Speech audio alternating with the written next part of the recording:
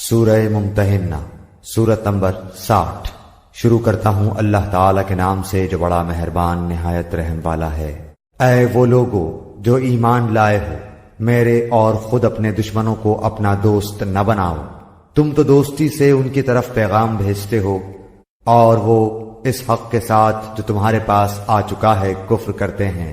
پیغمبر کو اور خود تمہیں بھی محض اس وجہ سے جلا وطن کرتے ہیں کہ تم اپنے رب پر ایمان رکھتے ہو۔ اگر تم میری راہ میں جہاد کے لیے اور میری رضامندی کی طلب میں نکلتے ہو تو ان سے دوستیاں نہ کرو۔ تم ان کے پاس محبت کا پیغام پوشیدہ پوشیدہ بھیجتے ہو اور مجھے خوب معلوم ہے جو تم نے چھپایا اور وہ بھی جو تم نے ظاہر کیا۔ تم میں سے جو بھی اس کام کو کرے گا وہ یقیناً راہ راست سے بہک جائے گا۔ اگر وہ تم پر کہیں قابو پالیں تو وہ تمہارے کھلے دشمن ہو جائیں اور برائی کے ساتھ تم پر دست درازی اور زبان درازی کرنے لگیں اور دل سے چاہنے لگیں کہ تم بھی کفر کرنے لگ جاؤ۔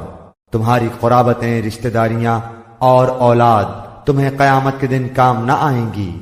اللہ تعالیٰ تمہارے درمیان فیصلہ کر دے گا اور جو کچھ تم کر رہے ہو اسے اللہ خوب دیکھ رہا ہے۔ مسلمانوں، تمہارے لیے حضرت ابراہیم میں اور ان کے ساتھیوں میں بہترین نمونہ ہے، جبکہ ان سب نے اپنی قوم سے برملا کہہ دیا کہ ہم تم سے اور جن جن کی تم اللہ کے سوا عبادت کرتے ہو ان سب سے بالکل بیزار ہیں۔ ہم تمہارے عقائد کے منکر ہیں، جب تک تم اللہ کی وحدانیت پر ایمان نہ لاؤ ہم میں تم میں ہمیشہ کے لیے بغض و عداوت ظاہر ہو گئی۔ لیکن ابراہیم کی اتنی بات تو اپنے باپ سے ہوئی تھی کہ میں تمہارے لیے استغفار ضرور کروں گا اور تمہارے لیے مجھے اللہ کے سامنے کسی چیز کا اختیار کچھ بھی نہیں۔ اے ہمارے پروردگار، تجھی پر ہم نے بھروسہ کیا ہے اور تیری ہی طرف رجوع کرتے ہیں اور تیری ہی طرف لوٹنا ہے۔ اے ہمارے رب، تو ہمیں کافروں کی آزمائش میں نہ ڈال اور اے ہمارے پالنے والے ہماری خطاؤں کو بخش دے، بے شک تو ہی غالب حکمت والا ہے۔ یقیناً تمہارے لیے ان میں اچھا نمونہ اور عمدہ پیروی ہے، خاص کر ہر اس شخص کے لیے جو اللہ کی اور قیامت کے دن کی ملاقات کی امید رکھتا ہو، اور اگر کوئی روگردانی کرے تو اللہ تعالیٰ بالکل بے نیاز ہے اور سزاوار حمد و ثنا ہے۔ کیا عجب کہ عنقریب ہی اللہ تعالیٰ تم میں اور تمہارے دشمنوں میں محبت پیدا کر دے۔ اللہ کو سب قدرتیں ہیں اور اللہ بڑا غفور و رحیم ہے۔ جن لوگوں نے تم سے دین کے بارے میں لڑائی نہیں لڑی اور تمہیں جلا وطن نہیں کیا، ان کے ساتھ سلوک و احسان کرنے اور منصفانہ بھلے برتاؤ کرنے سے اللہ تعالیٰ تمہیں نہیں روکتا، بلکہ اللہ تعالیٰ تو انصاف کرنے والوں سے محبت کرتا ہے۔ اللہ تعالیٰ تمہیں صرف ان لوگوں کی محبت سے روکتا ہے جنہوں نے تم سے دین کے بارے میں لڑائیاں لڑیں اور تمہیں دیس نکالے دیے اور دیس نکالا دینے والوں کی مدد کی۔ جو لوگ ایسے کفار سے محبت کریں وہ قطعاً ظالم ہیں۔ اے ایمان والو، جب تمہارے پاس مومن عورتیں ہجرت کر کے آئیں تو تم ان کا امتحان لو۔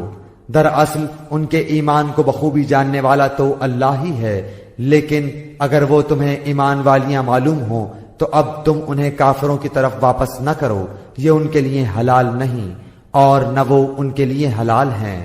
اور جو خرچ ان کافروں کا ہوا ہو وہ انہیں ادا کر دو۔